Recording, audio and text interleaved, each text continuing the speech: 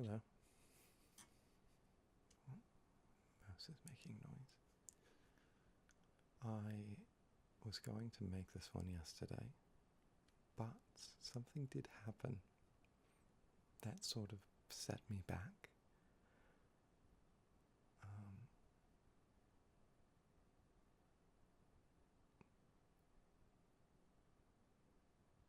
I wish I could say it was something devastating or emotional or otherwise especially interesting or dramatic. But it was merely silly hijinks and a lack of proper planning and research. See, much earlier in the week, I came to the realization that I was unhappy with the current setup of my mechanical keyboard. Prior to the one I have now, I had been running the same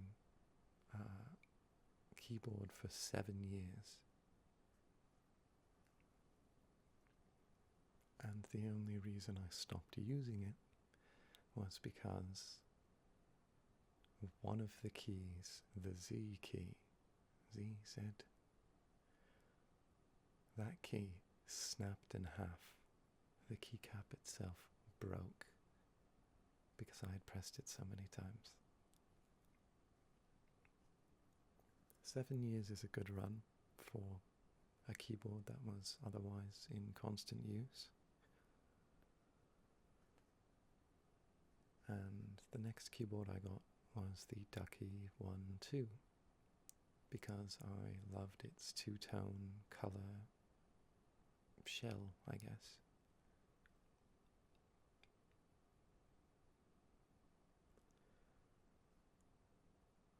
And I've been quite happy with how it looks. I got custom keycaps for it and they're lovely, but every time I glide my fingers across the keyboard from, say, the Q key to the P key, my fingers get stuck in the ridges between the keys because the keycaps are so damn tall.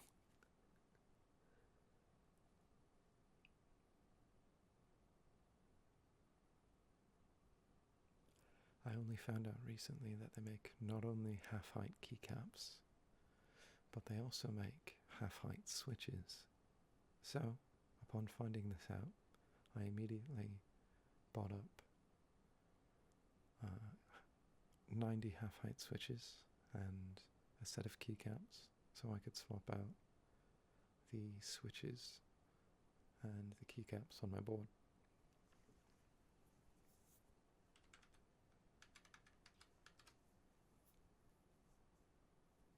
Now, this would have been completely fine and a very easy job with the Ducky 1-3, but unlike the Ducky 1-3, the Ducky 1-2 is not hot swappable, meaning to remove the switches under the keycaps, I'd have to completely take the keyboard apart and desolder all of the switches with a soldering iron. Now I have a soldering iron, and I had the switches, so I figured yesterday that I would just go at it. But there were a few things I needed first. I needed to get a desoldering pump, and I needed to get some other tools. In Canada, we have one major retailer for auto parts and hardware, and that is Princess Auto. You can go to Princess Auto and find pretty much anything. Anything you'd find in a garage, really. So I went there looking for a desoldering pump, and I found one for quite cheap, and I found some extra solder, and I came across these pipe magnets. They're magnets that are only really magnetic on the sides, meant for holding pipes in place while you cut them. And there was a pack of them, 4, that were on sale, so I bought them. Just on a whim, quite cheap, right? They come in blue, and blue is my favourite colour.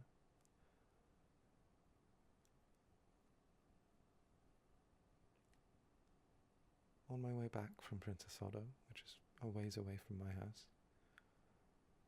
I gave myself a different quest. I don't know if that's the way to put it. Cineplex was doing an IMAX showing of Princess Mononoke, a Ghibli movie that I hadn't seen, and the final showing in my area was at 9:40. It was, I think, 8 o'clock when I left Princess Otto.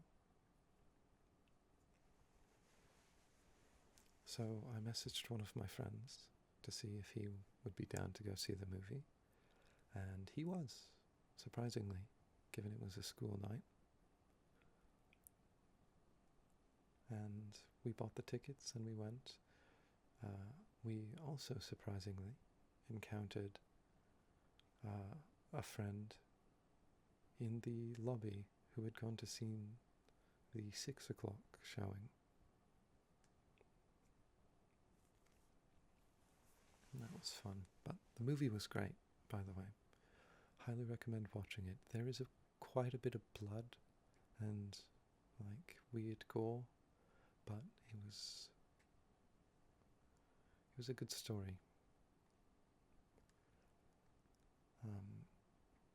Very fun to watch in such a high resolution on such a big screen. You could really see like the brush strokes and the paint and that kind of thing. All of the shots were very smooth, because with that kind of hand-drawn animation, when they zoom in a shot, they're physically zooming a camera. They're not animating the things closer and closer. They're just moving the frame layers themselves closer to the camera. So they come out quite smooth compared to the animation itself.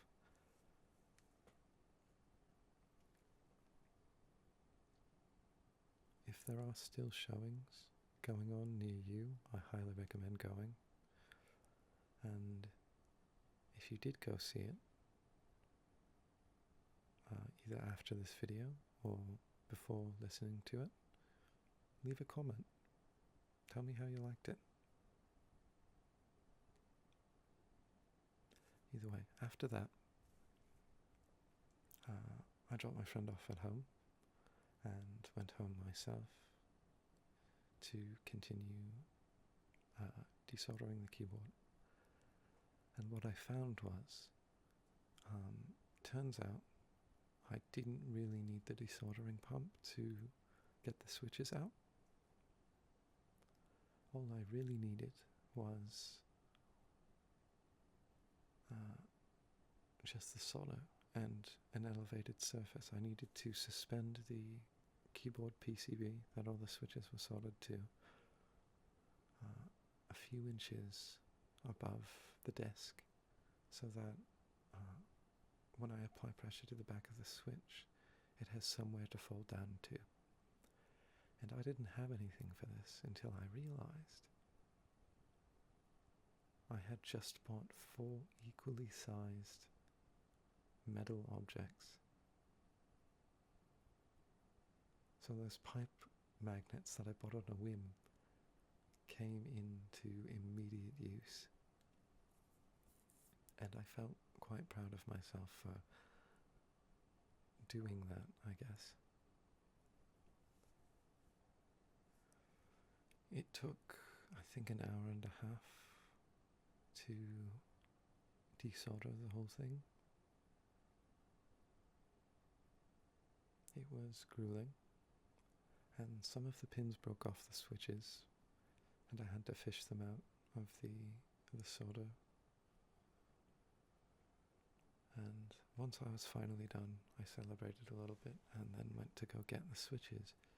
And I grabbed the switches and lined up the pins with the holes in the board, and came to find that the pins don't line up at all.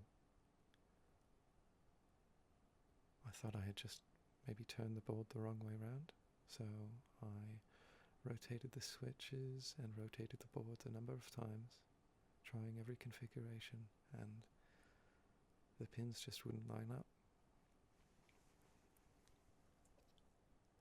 It was perplexing, so I started looking into it, and I compared it with the pins on the bottom of the switches I had removed, and the layout was completely different. There was no mention of this on the Amazon page or the manufacturer's website, but it was in the pictures, and I just didn't notice. I didn't look that hard. There was not a clear picture of the bottom of the switch. I started looking at other switches, like maybe it's the brand that does this, or maybe it's just this one switch that has a special use case or something, so it needs the different pin layout. But everywhere I checked to use the other pin layout, there were only a handful of switches that use this pin layout. So now I had no keyboard and a bunch of switches I can't use. And I began to panic a little bit. And I went up and down dozens of pages of Amazon looking for keyboards that could take the switches with same-day shipping, or switches with quick delivery, maybe same-day shipping or one-day shipping, that have the correct pin layout and are half height. And I searched and searched and searched, and nothing meeting either of those descriptors came up. Not a thing.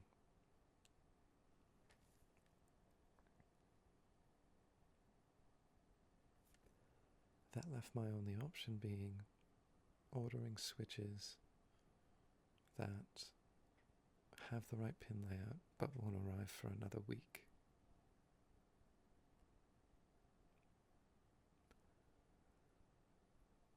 I ordered new switches, and it was 3 a.m. by that point, and I was feeling quite defeated. So rather than recording with the keyboard I didn't have, I went to bed.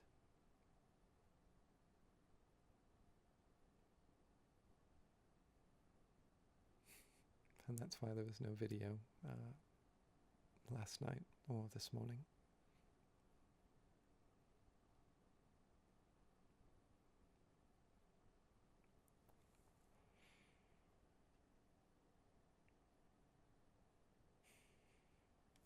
I'm happy to say today was much better, sort of. I woke up around noon because I didn't have to go to class today,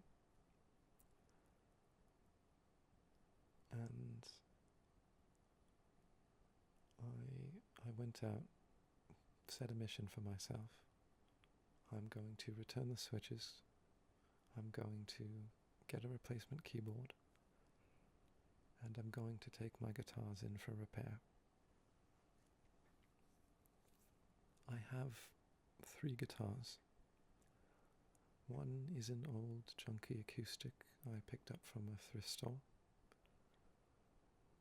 One is an old knockoff Les Paul type guitar that I gave a custom paint job. And it can't maintain tuning, and its electronics are non-functional. The acoustic is missing a tuning peg. The last guitar I have is my Fender Stratocaster. I use it for pretty much everything. It's the one you've been hearing in these videos.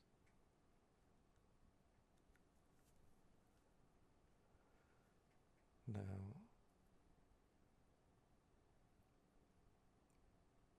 on my way out the house, my mum told me that my dad was looking for a new keyboard and mouse. So rather than getting myself a replacement keyboard, I got my dad a replacement keyboard after dropping off the Amazon package. And then I went to the guitar shop. And I spent ages in there. I came to realize when I pulled up to it that my acoustic guitar that I meant to have repaired actually had body damage, which for an electric, which is solid body, it would not matter all that much. But for an acoustic, that changes things quite a bit.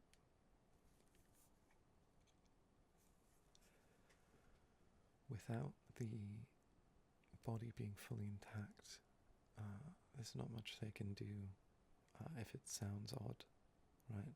I'd need to go to a specialist for that kind of thing, and that would be expensive. So I opted not to bring in my acoustic, but I did bring in the other one, and they took it, told me I'd see it in about a week. They didn't tell me how much it would cost, so I'm a little bit afraid of that. But hopefully it's not more than $100.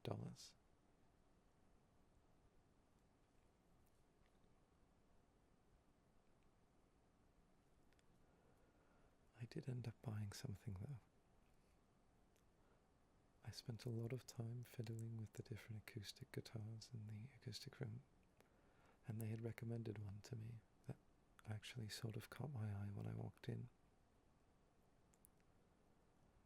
And I tried it out, tried out a number of others, and out of all of them, it sounded and felt the best. The only problem is I didn't like how big the body was, and it sort of hurt to angle my arm over it. I mentioned it to one of the guitar people there, one of the store employees, and he said, I think they make one with a smaller body, and he went to the computer immediately to look it up. And he found one. They had just gotten one in that day. It had barely been in the store 24 hours. Oh, there's my phone going off, my bad. I should probably turn this thing to silent. I hope that doesn't freak anybody out. Right, so I've bought a new guitar. Long story short, I bought a new guitar. It's a Yamaha, and it's acoustic, which I only briefly owned an acoustic for a few years. It was left-hand strung, which I found quite uncomfortable to play. So I didn't use it very often and sort of stuck to the Gibson, well, not the Gibson, the knockoff one, that one, before I repainted it. And then I got the Stratocaster. This thing's a little out of tune right now.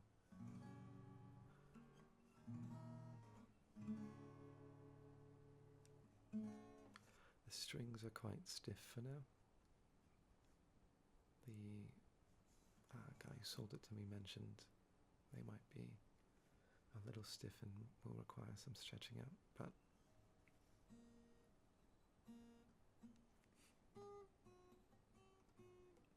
it does sound quite out of tune. I'm sorry for that, but I'm hoping, though I will do some thorough testing before I try.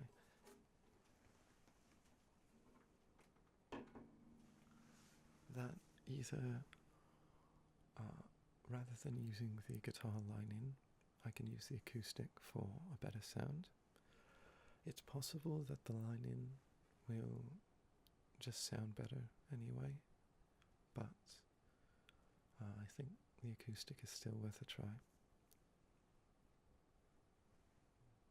I'm either way just happy to have one now, because it does sound quite nice when it's in tune.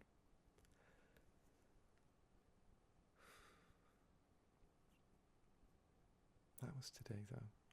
I did spend my evening doing something pretty pointless. All of my friends know that I have very strong opinions on Pokémon, and while getting frustrated at a picture featuring all of the legendary Pokémon side by side, like all of the poster Pokémon from each of the games, just sort of side by side.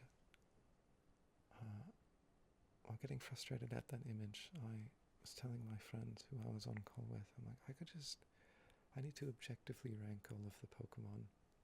And then I thought about what I was going to do that evening, and I hadn't really thought of anything. So I decided to do that, of all things.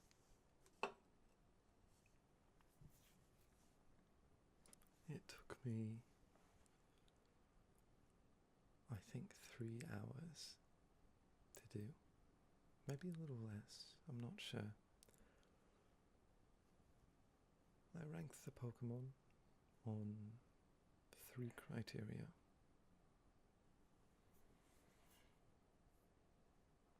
Criteria 1 is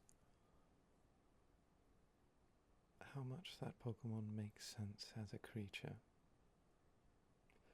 The great thing about Pokémon, to me, or one of the most interesting things, are the Pokédex entries and how feasible these creatures are to, like, exist in their natural habitat. Like the Pokemon Spheal, which is one of my favorites, if not my favorite. It makes enough sense as the Pokemon that it is, because rolling would give it an advantage of sorts, right? Being able to roll in any direction. I'm sure it can still locomote like a normal seal, but rolling, why not?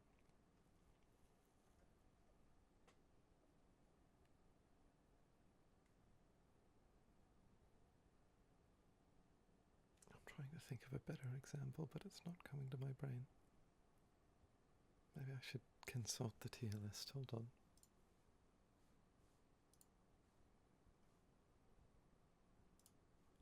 I have it saved to my computer.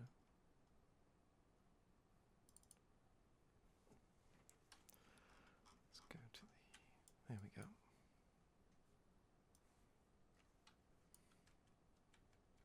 I guess we'll go look for a bad example. It should be in the... Sorry if the clicking is bothering anybody, it's sort of necessary.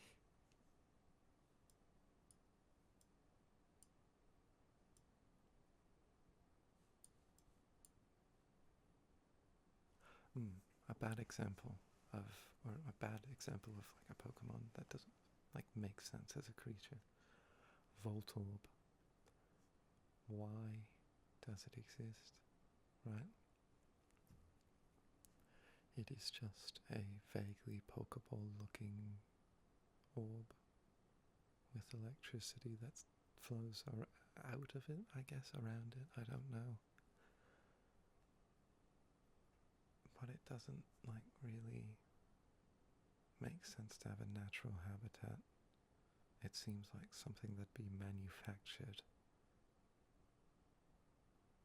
Which would be fine if they said that's the case and demonstrated that, but the only, like, manufactured Pokemon I know of is Mewtwo, and even then that's a clone, so...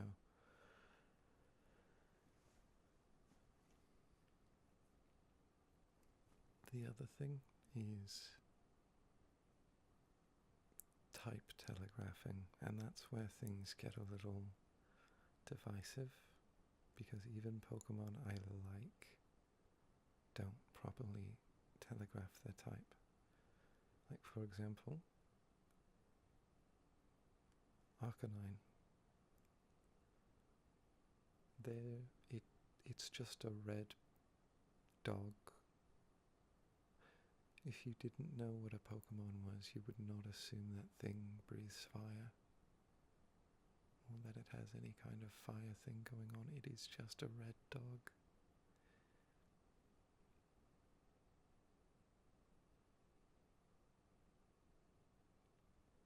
A good example of, what's the word? I just said it. Type telegraphing. If I scroll up to the top of this list, Bulbasaur is very clearly a grass type because it's part plant, right? It's clearly got a plant on it. Charmander is clearly, very clearly, a fire type because it has fire on it.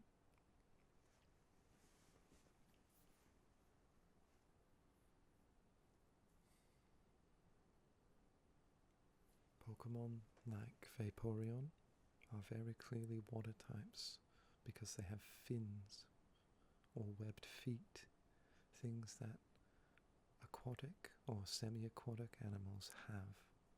That makes sense, right?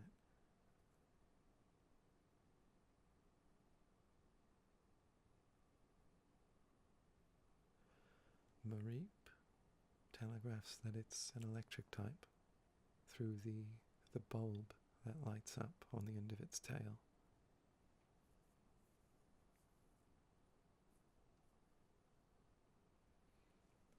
Telegraphing some types is harder than others. It's really easy to telegraph a rock type because you just make the thing made of rocks. Or to telegraph a grass type, you just add some leaves or some other foliage.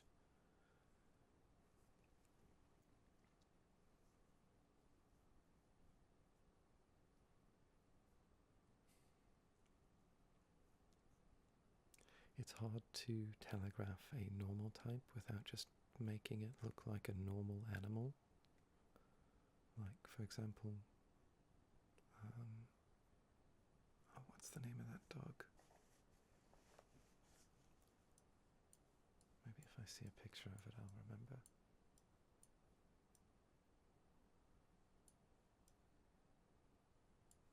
No, I can't see it.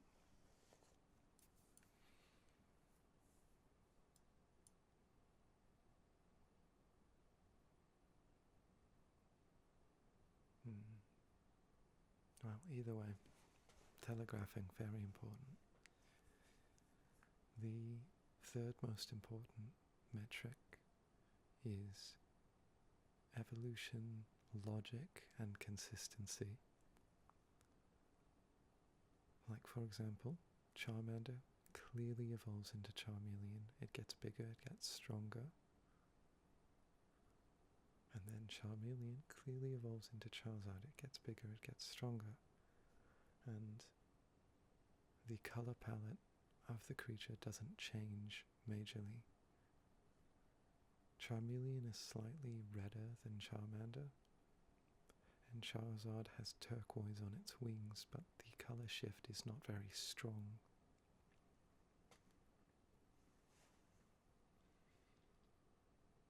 There are examples of Pokemon that completely break this in a way that makes sense. Like, for example, the Pokemon Metapod is completely green and evolves from Caterpie, but they're very differently shaped and about the same size. But Metapod is a chrysalis, so this makes sense. Metapod evolves into Butterfree, which is purple and multicolored, which Metapod evidently is not. Completely different palette, and completely different shape. Like Butterfree isn't a bigger metapod, so how does that make sense? It makes sense because it's a chrysalis.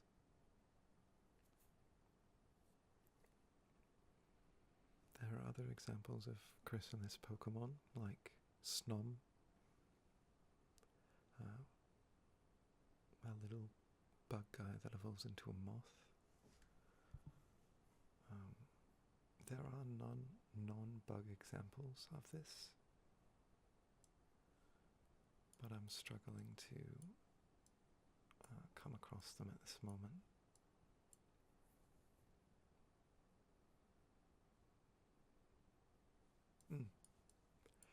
A good example of a sort of maybe not a chrysalis type, but a major change is Magikarp to Gyarados. Their colour palettes are completely different, and they're very differently shaped. But that is on purpose. It's not a... It exists as a subversion of expectation, rather than a flaw in design. There is a logic there, so it gets a pass. Same thing with Feebas and Milotic. Those two get a pass for the exact same reason.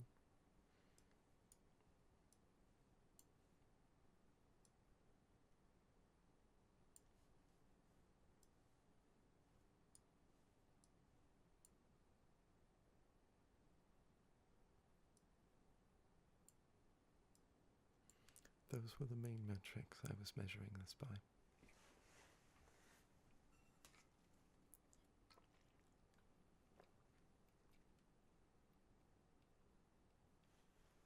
Sorry, I'm just taking a drink of water. My voice is getting quite hoarse.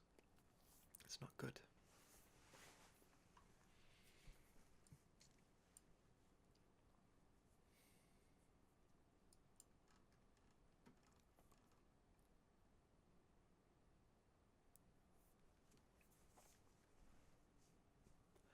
I separated the list into 5 categories. There is Perfect, which is a Pokemon that meets all criteria, like Rhydon, Bulbasaur, Charmander. Let me get a more obscure one, a late gen one, like Snom, that's one. Tinkaton, from the black and white generation, which is my least favourite for a number of reasons. You have Dwebble and Zorua and Sewaddle. Those Pokemon are perfect by all metrics I have.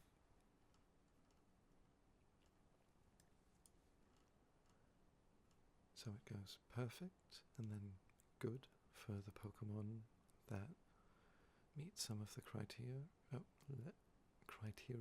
but fall short somehow. And then fine for the Pokemon that are good or perfect but fall short because of their what they evolve into or what they evolve from not making logical sense, or Pokemon that fall short in a way I can't describe or adequately diagnose, and they're just fine. This is our middle of the road.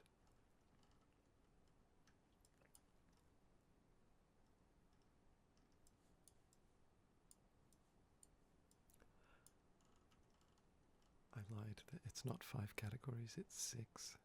My bad. There is like a special category, so technically it's 5, but I'll get there. Below fine is bad. These are for... Oh, actually, let me give some examples of Pokemon that are fine.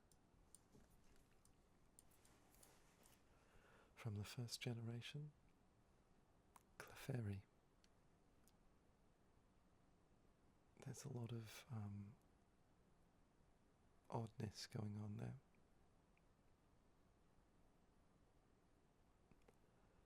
Psyduck, who I love dearly, but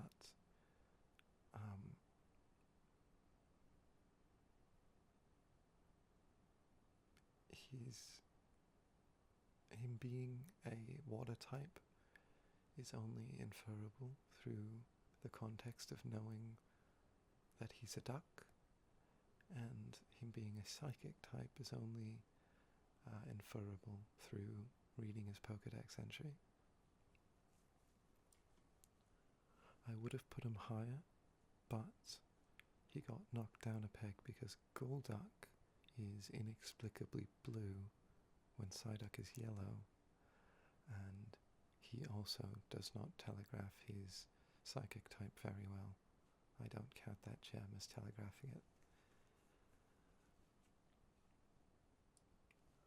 Other examples of Pokemon that are just fine. One of my favourite Pokemon ever, Altaria. A great design. Hold on, I need to drink water again.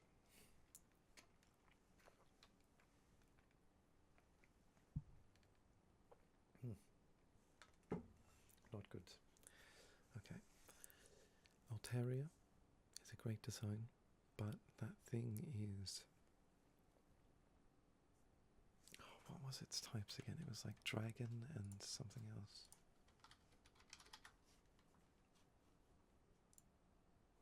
Dragon flying. And I feel like flying is sort of implied by dragon, so it feels a little redundant. It definitely does not look like a dragon though, it looks like a bird. It's a bird. It should just be flying type or flying water, because it's a cloud and clouds are made of water. Or just flying. It's a silly thing. But because of that, it's in the fine category.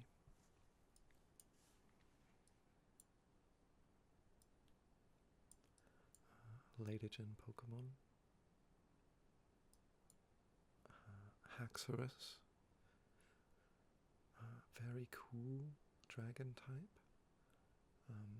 But he inexplicably changes colour, like his whole colour palette from his previous two forms, without reason, without explanation.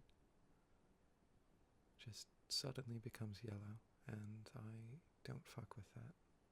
Oh, pardon the language, but yeah. Same goes for Dragonite. I love him dearly, but he's not up to snuff via my criteria. Now we get to the next category down the list. Bad.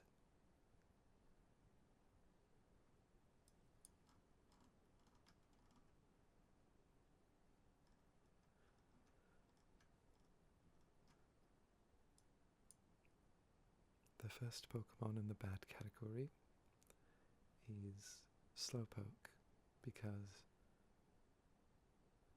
there is no way to tell what the hell that thing even is. It's psychic water, but it just looks normal. Same with Vulpix.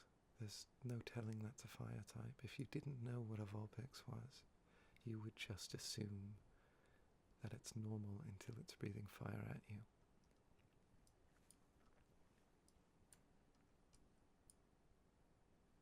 And it inexplicably changes colour when it evolves, so there's that. Mawile, he is a steel type for some reason, but there's not a bit of metal on it whatsoever. That's bad design. Palkia is a water type.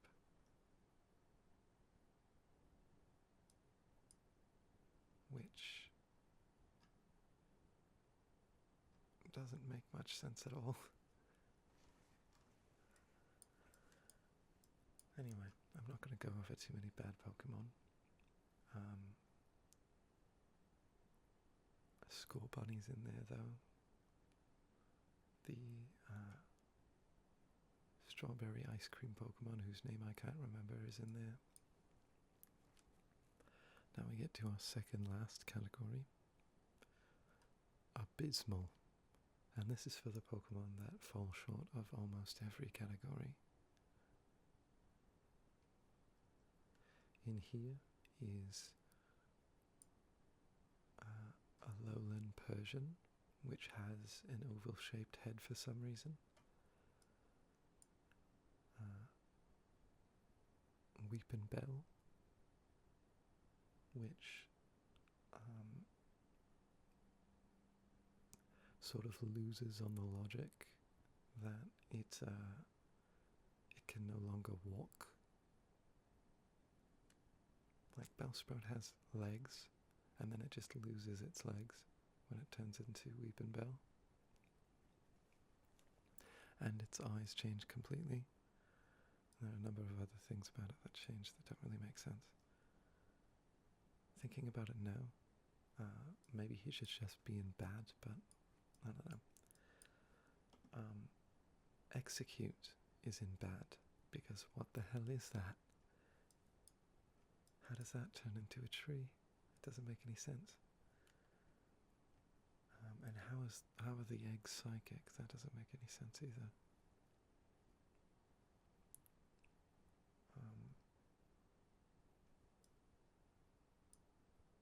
Scraggy, who is a Pokemon I loathe.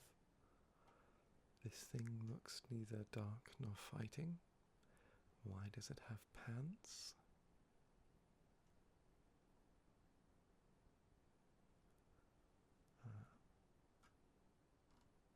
Thunderous. The what is it, a lightning genie thing? Its color palette is abhorrent. It doesn't look like any type in particular. It just looks like an abomination. I was tempted to put it in the next category. That category being not a Pokemon. This category is for things I deem too far gone. Either I like the design, but it doesn't look like a Pokemon, or the design is so far off the metrics that it shouldn't be a Pokemon. Or this is just where I've thrown the Ultra Beasts as well, because they are not Pokemon, even if some of them really do meet the criteria that I've set.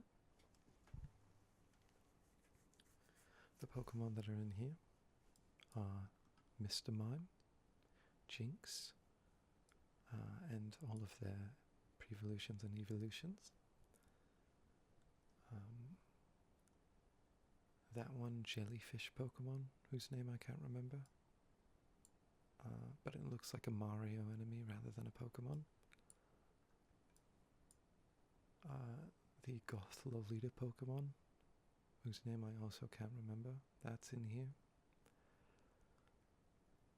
That blue duck that just looks like a regular duck, painted blue, but also it looks like it's from another cartoon. I think it's called Golurk. It's like a golem Pokemon. It looks like a generic anime dungeon enemy.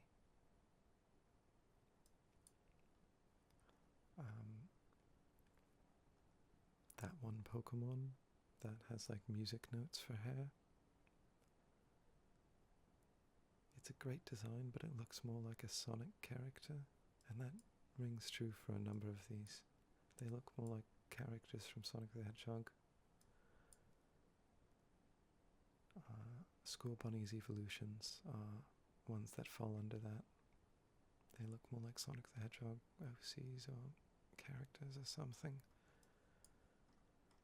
Quaxley is in here because he just looks like Donald Duck and whichever one of his like nephews that wears the blue shirt.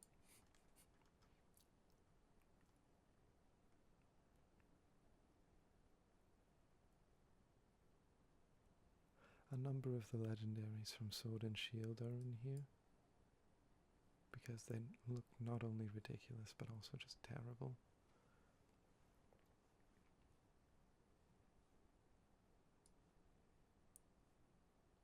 Palafin is in here.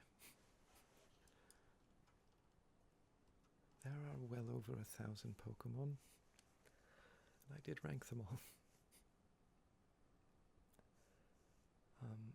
If you disagree with me, because one of your favorites is probably in the abysmal or not a Pokemon category, it's okay. It's fine. Don't worry. Because I disagree with me as well. If I was just ranking it by how much I enjoy the Pokemon, Totodile would be S rank instead of just in the... Oh, did I put him in fine? No, wait, I put him in good. He would be in good, or sorry, he would be in perfect instead of good. There we go.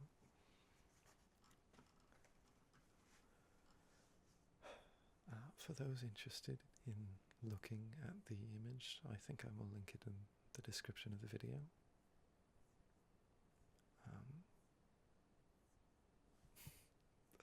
I don't imagine many people look, but who knows?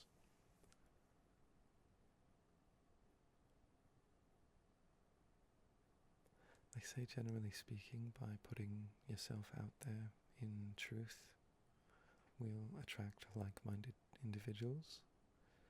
So maybe yapping about Pokemon will bring people who are as stupid about it as I am. Maybe. I will say Pokemon's not the only thing I'm stupid about. It's just I think the one that's been around the longest out of all the things I am stupid about.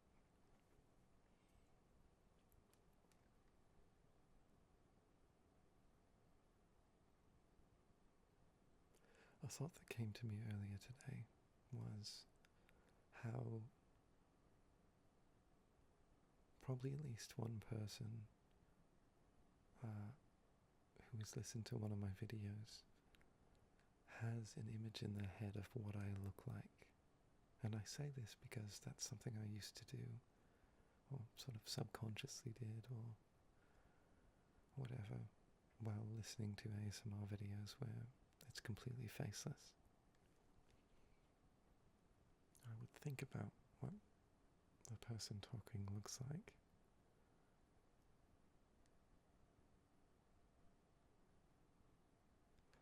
And usually I'd be wildly off from what they actually look like, if it like does ever get revealed. But still fun to think of like what the people listening think of me, right? Think of my physical appearance. It's not something you're going to get to see, in all likelihood. I would prefer to keep this faceless and anonymous, relatively speaking, for as long as possible.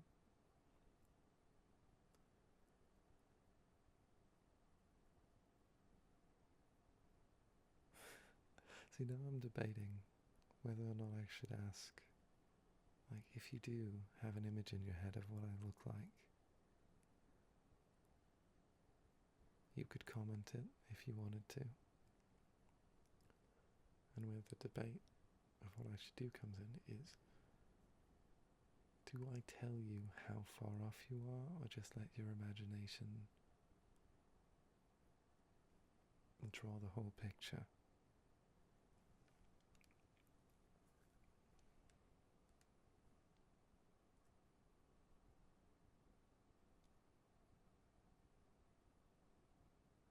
I sometimes find it fun when I'm like drip fed that kind of information, right?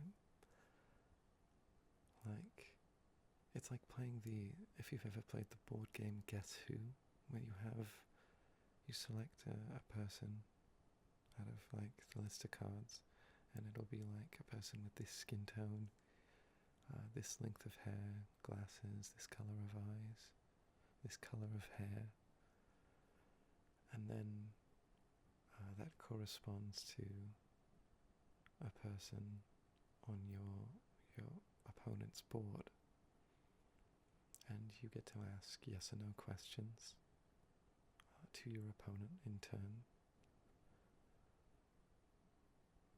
until one of you narrows it down completely as to which person it is.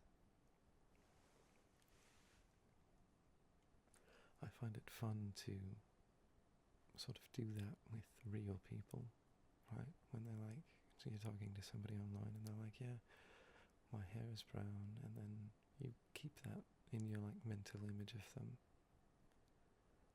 forever, basically, right? My hair is brown, and then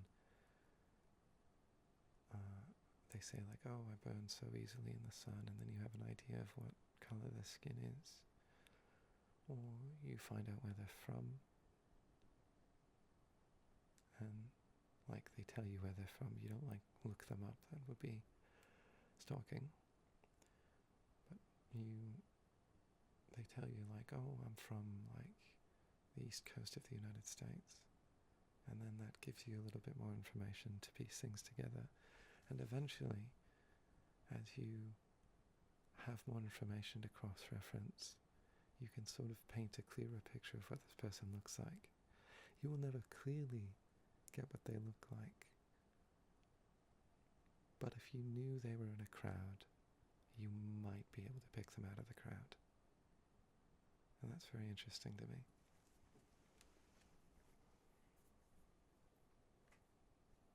It also helps like temper expectations and that kind of thing. Like, it's back to that like preconceived notion, right? That whole preconceived notion thing. Like, if your mental image of someone you talk to online is that they're blonde, and you meet them and their hair is dyed or their hair is black, then you'll feel sort of confused because that's not how you pictured them. That doesn't line up with your mental image. But being able to piece things together beforehand and create a clearer image to yourself before you meet the person, it sort of tempers your expectations.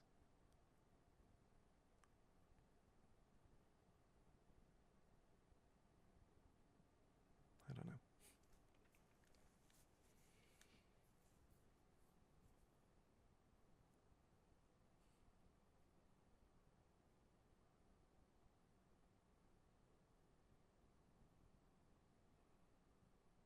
I feel bad a little bit for mentioning and I suppose bringing up the acoustic guitar that I've just bought, and not having a guitar bit at the end of this video, which it will not, I'm sorry.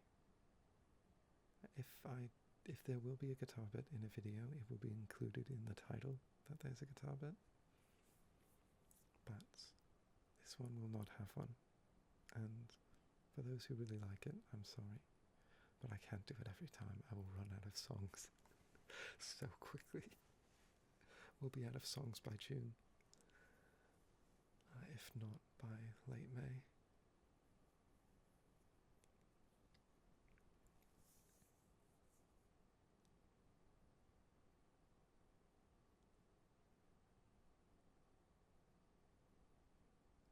I am glad that some of you are enjoying it though.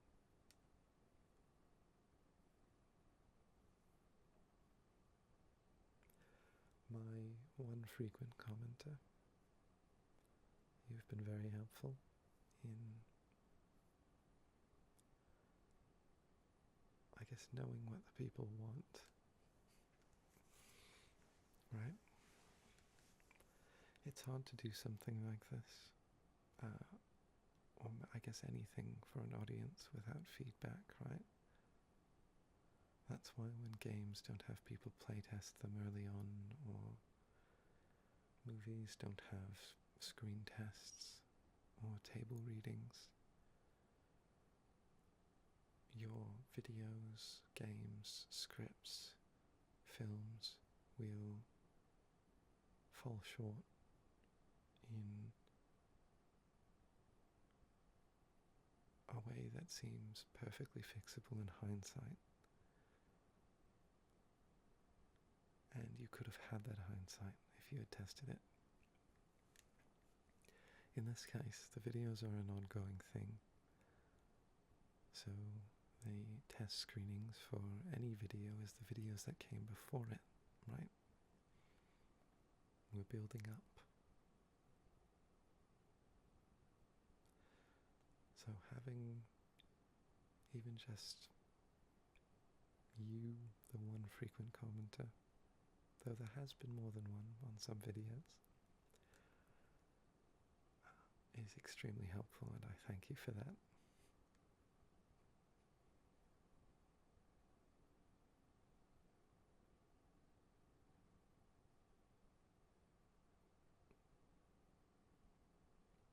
In other news, the weather's getting warmer, and with that I hope to have more energy, and with more energy maybe I'll make longer videos. This one's already coming up to an hour though, so I guess this is a longer one. I ranted about Pokemon for quite a bit.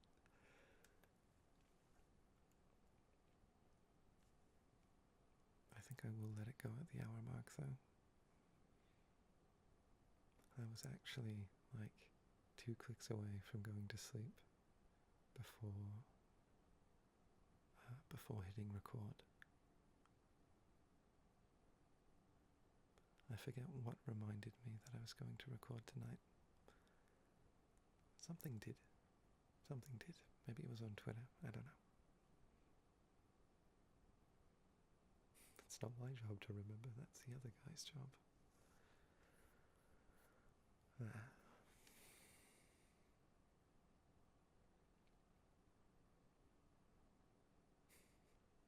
I've already given 2 prompts in this video for people to comment, but I'm going to put one more in for those who have made it this far.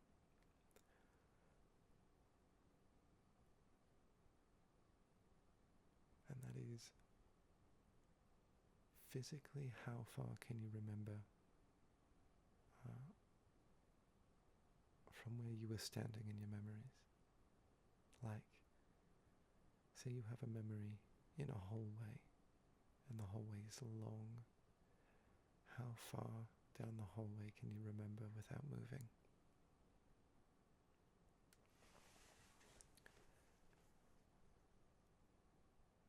I remember when I was in elementary school having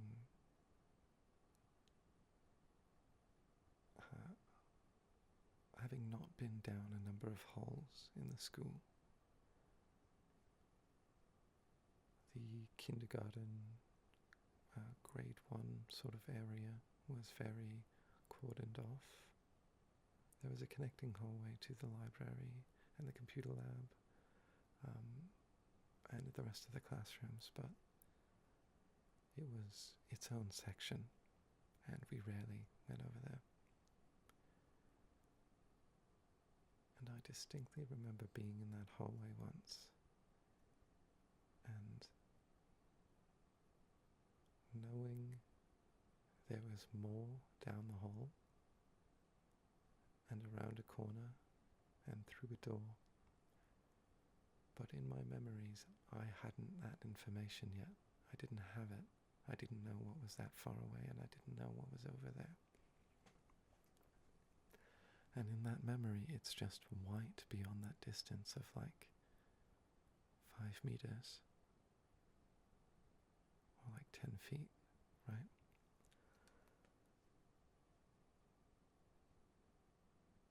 But I I have other memories in that hallway where I can see the rest of it. I can't see outside, but I can see the rest of it. Because I was older.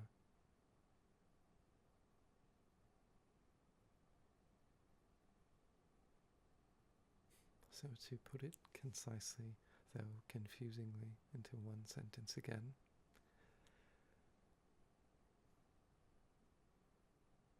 physically, how far in your memories, how far in a memory can you see from where you're standing?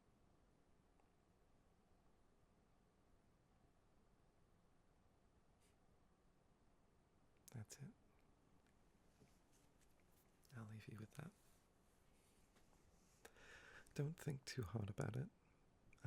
You might have trouble if you're someone with aphantasia. Or with the opposite of aphantasia, you might have the opposite of trouble, or a different kind of trouble.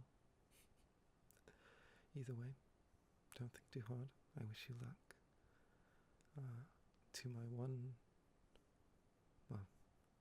To my frequent commenter and anybody else who watches these in the morning, good morning. And to those who have made it this far trying to fall asleep, I wish you luck with that. I hope you get a good rest. Have a good night.